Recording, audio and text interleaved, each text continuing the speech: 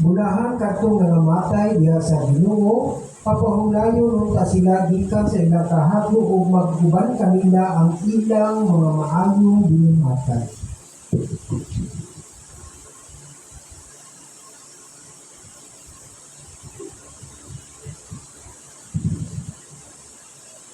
Pahulay nga dayon ihatag kang Rodrigo o Ginoo. Manginong kahayan na walay pagkapalong madagit at hadiya hangtod sa kahapturan. Mupahulay unta siya nga malinaw. Amen.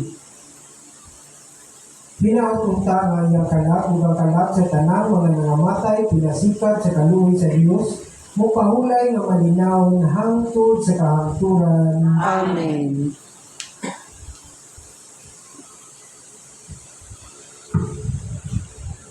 Hinaot unta nga gugma sa Dios ug ang kalinaw sa atong Ginoong Kristo manalangin ug maghupay kanato ug sa dako kaaghok mopahid sa matagluha sa atong mga mata. Sa ngalan sa Mahal ug sa Anak ug sa Espiritu Santo. Amen. Hallelujah.